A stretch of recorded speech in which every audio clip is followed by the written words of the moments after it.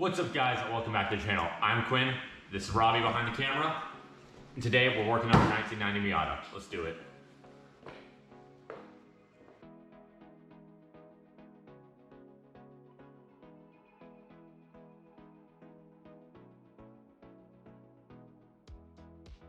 All right, guys, so live on the website now are these Trump DeSantis Make America Florida shirts.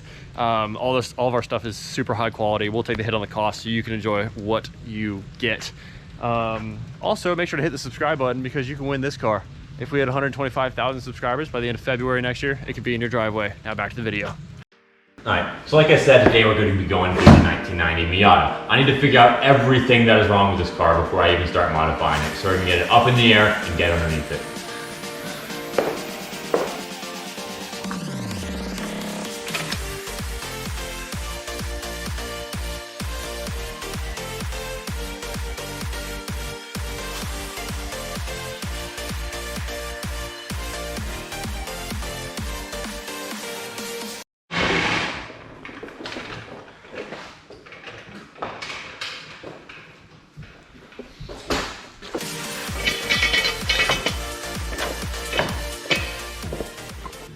So whenever you buy a new car, it's always a good idea to go over the whole thing and see if there's any issues that you can go ahead and easily address.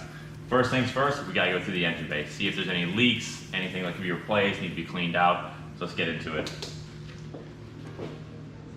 So starting out, the first thing I notice is right here. There's some oil pooling up, which makes me think valve cover gasket. And if you look down here, you can see a little bit pulling up right there, as well as it's weeping a bit around here. So that means this car is gonna need its valve cover gasket done. Probably within the next 1,000, 2,000 miles, I've already got it on order. Check condition of all your hoses, make sure nothing's cracked, nothing's leaking. On this, everything looks like it's in decent shape. No vacuum leaks, I'm getting no check engine lights, and it looks like everything has been well taken care of.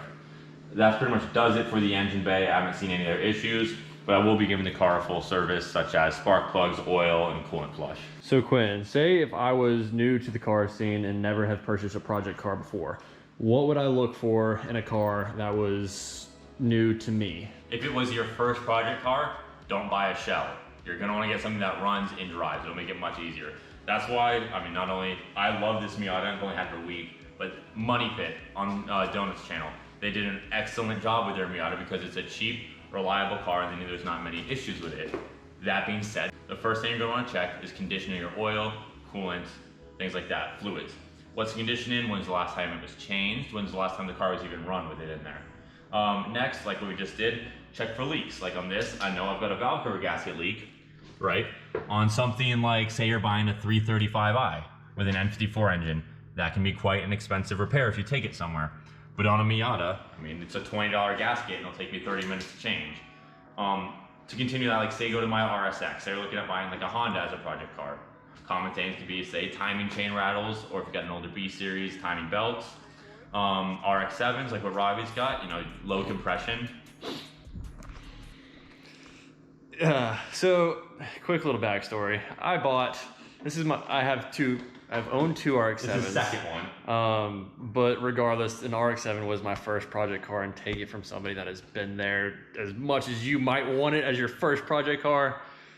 Do something better. Not better. Yeah. This is like an incredible car. Get a freaking Miata. Or get a well-sorted RX-7 if you need an RX-7. Mine was an 87 Supra. That you blew up? That I blew up, and then did a JZ swap on. And beautiful. as it being my first project car, my mechanic was very nice and helped me do a lot of it. I was over at his shop almost every day and he was showing me and teaching me how to do things. Your first project car is going to be a learning situation. It's not gonna be the coolest car on the road. It's not gonna be that fast, but you can make it nice with the work. It's gonna be learning how to do this kind of stuff. Exactly. So take it from two people. He's owned a Supra as his first project car. That was JZ swapped by him. I've owned two RX-7s that I'm still working on because RX-7 issues. Get something that runs, get something that you can just beat on and have fun, like a Miata. This is quite possibly the most fun I've ever had driving a car, so that's our advice.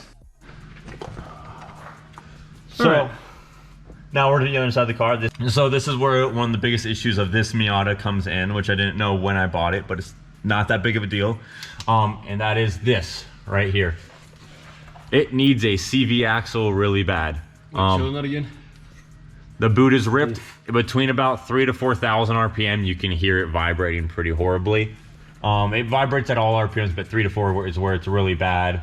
The diff's weeping a little bit, but not too bad. Anyways, that's a bigger job that not all people have the tools or the expertise to handle. It takes big sockets, big breaker bars, and a lot of strength. So that's something we will be showing you how to do in an upcoming episode. Not today, but that's stuff you gotta look out for when you buy your car. Are your axles in decent shape? Because this has to be replaced. And along with it, I might have to do the wheel bearing if the wheel bearing's gone when I take it out.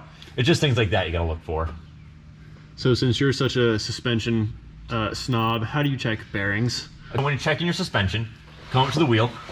There's a couple things you gotta just look for off the bat. One, condition of your shocks. Wow. He's on coilovers right now. Dude, these aren't coilovers. These are Racelands. These are Racelands. We'll do a full review on Racelands later because I didn't buy these, so I can give you my unbiased opinion. Anyways, look to see if your shock is weeping. This one is not. The sheet paint is flaking off the coil, but it's not leaking and it seems to be in good shape. Next, check your bushings. You got bushings here on your lower control arms and here on the Miata. Those don't look torn, don't look shredded. They all look to be in decent shape. Next, you're gonna take the wheel, grab it on the sides, move it left and right. Is there any play? Is it going anywhere? That will check all your bushings, make sure there's something if something you couldn't see, make sure it's not gonna move. And then up and down, that will check your wheel bearing. There's zero play in this, it's not going anywhere. Moving further up the car, you see you got the whole exhaust here. I know there are some exhaust leaks, I can hear them. Oh yeah. Well, that's probably one. There's a... Oh yeah, it's just not even like... lined up. Good. Oh, it's on both sides too. Yeah. Good. We'll knock that out. Cool. Exhaust leaks. Not that big a deal on a car this age, but modern cars really like their exhaust to be tightened up all the way. At Evo. Yeah, they will throw check engine codes if there's even a single leak. Yes. Good. All right, last but not least, you want to get underneath the front of the car and check underneath the engine. So on this, first thing I noticed is around the oil pan, you're getting some weeping, meaning this oil pan gasket's gonna have to be replaced at some point. It's not terrible to the point where it's a concern. I'll probably drive it like this for the next couple months, and then in the winter time, when I put the car down, I'll take the engine out, reseal everything, and put it back in. Where is it? Right here, for my this is my power steering rack. It's weeping a bit. There's most likely just an O-ring back there that's gone bad. Pop that out, put a new O-ring in it, fill it back up, and bleed it. Other than that, the underside of this car is super clean. For coming from Wisconsin, all I have is minimal surface rust, and nothing really sticks out to me. I mean, I have a torn axle, and that's it. And the rest of the car runs great. All my belts are in good shape. No fraying, no tears, no nothing. Radiator's not leaking.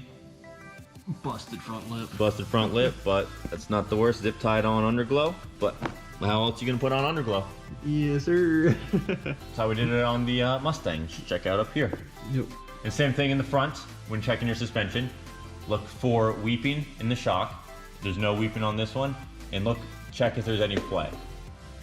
So, grab the wheel. It spins nicely. Left and right, nothing. Up and down, nothing. Suspension's all good. This car is in really good shape, and now we're going to tell you a bit more about what we're going to do to it, because we have some plans in mind for down the road.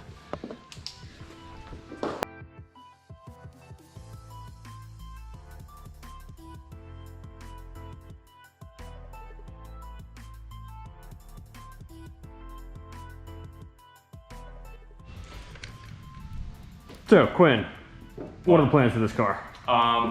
Everyone turbos a Miata. We're not going to do that. We are going to do a 1.8 in it though, because the 1.6 is a good little engine for keeping it stock, but once you need just a little bit more power, you gotta go 1.8. My ideas are this. We're gonna keep the 1.8. We're gonna build the valve train, get it ported out about 2 millimeters over, and run ITBs, something like this. And this engine bay will look very, very nice. I like the drive ratios of this transmission. We're gonna keep that. We're gonna put a 4.1 LSD in the rear and put some really grippy tires on it. That with some nice coilovers and some sway bars, this will be a pretty quick little car. Now, Robbie, you're doing the exterior. All right, now time for the exterior. So first things first, this thing is going to be slammed. We're going to slam it on, I think we're planning on doing the Rotogrid 5s. I don't know the wheel specs yet, just because I haven't picked it out and done all the math. But it looks something like this. We're doing it in white. It's gonna look really cool. It's gonna be white with the red's gonna be sick. White with the red. We are gonna go through this red. We are going to repaint the front and rear bumper, just so the clear coat is not fading and it actually looks good. And then we're gonna take a little paint correction pen, fill in some of these rock chips. So we're gonna have it lowered, wheels. We're gonna do a new front lip. We're also gonna probably do canards on the front, just because you can't really go wrong with canards. Other than that, we're going to fix these wavy side skirts, do a duckbill-esque type trunk slash wing thing that we haven't really 100% confirmed yet. We still gotta find one we like. Yeah, we're still shopping, but we have a general overview of what this is going to be. So this car is going to be a pretty aggressive street build. That's kind of what we're good at, so that's what we're going to stick to. So yeah guys, make sure to stay tuned for it because it's going to be awesome. So now, back to Quinn. So, thank you guys so much for watching this video. Please like, share, subscribe to our videos. Any little bit helps. And remember, we got merch. Not stuff like this, more stuff like that. Anyways, follow along. This is going to be an awesome build. It's going to come together pretty quickly. I'm going to get all the main stuff done this week. We'll show you guys how to do it. We'll be back at it again the week after that. Thank you.